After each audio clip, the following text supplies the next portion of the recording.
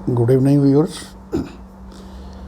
मैं Deep Singh, founder member और national council member आम आदमी पार्टी जम्मू से। तो आज की बात प्रोग्राम में दो खबरों पर बात होगी।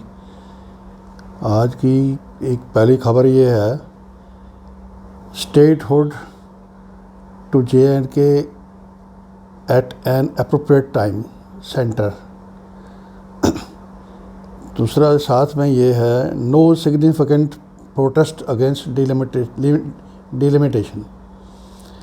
तो साथियों, इसमें देखने वाली बात ये है, भारत एक डेमोक्रेटिक कंट्री है। एक डेमोक्रेटिक कंट्री में चीज़ें जो इस तरीके से करी जाएं कि लोगों की खुशहाली को सामने रखा जाए, लोगों की खुशी को सामने रखा जाए, लोगों के आराम को सामने रखा जाए। यहाँ भाजपा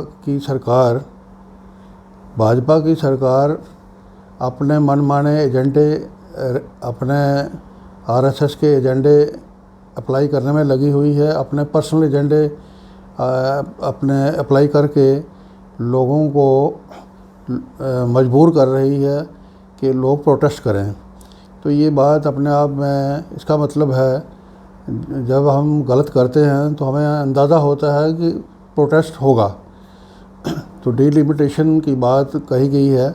डिलिमिटेशन, इसका मतलब है अनफेयर प्रोसीडिंग थी भाजपा सरकार की, इसीलिए प्रोटेस्ट की बात कही जा रही है। प्रोटेस्ट सिग्निफिकेंट प्रोटेस्ट नहीं हुआ। अब प्रोटेस्ट साथियों कहाँ होता है, जब या बहुत लोग अवेयर होते हैं या बहुत परेशान होते हैं, उस सूरत में प्रोटेस्ट भी होते हैं। डेमोक्रेटिक प्रोसेस में प्रोटेस्ट भी एक हिस्सा है। अब यहाँ हालत ये है, भाजपा अपनी मेजॉरिटी का नाजायज़ फ़ायदा उठाने में लगी हुई है। एक डिक्टेटोरियल एटीट्यूड लेके भारत को धकेला जा रहा है। अब जम्मू कश्मीर की बात करें, जम्मू कश्मीर में कांग्रेस, एनसी, पीडीपी की जो लीडरशिप है, ये अपने करप्ट पास्ट, शेडी पास्ट की वजह से ये डरे हुए हैं। ये हाशिए पे जा चुकी है और ये बीजेपी के साथ रजिस्ट करने के काबिल अपने आप को नहीं बना पा रही है, जिसकी वजह से एक भाजपा को खुला ग्राउंड मिला हुआ है अपनी मनमानी करने के लिए। दूसरा ये है, जहाँ तक आम लोगों का ताल्लुक है, आम लोगों की हालत भाजपा राज में क्या है वो आपसे छुपी नहीं।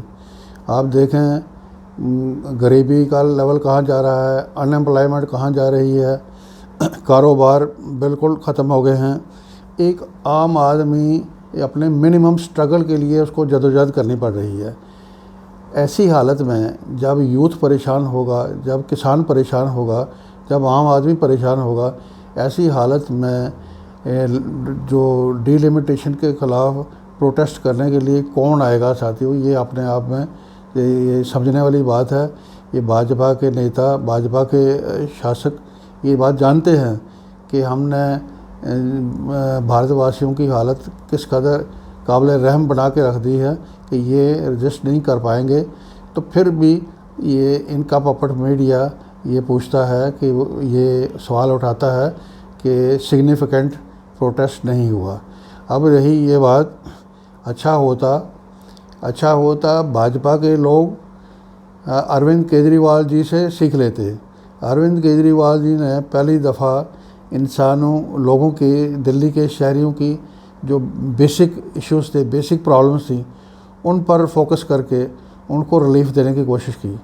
उनको रिलीफ दे के उन्होंने इस काबिल बनाया आज कि वो कम से कम एक गरीब आदमी कहीं ना कहीं अपनी एक राहत महसूस कर रहा है और एक किसी हद तक एक अच्छे की उम्मीद करके आगे बढ़ने की कोशिश कर रहा है और अरविंद केजरीवाल जी की पार्टी का साथ भी दे रहा है।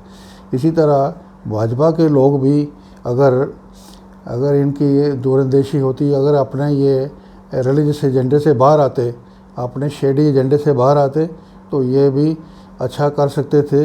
लेकिन जो इनका जो काम है, जो इनकी नीयत है, इससे ऐसा मालूम होता नहीं।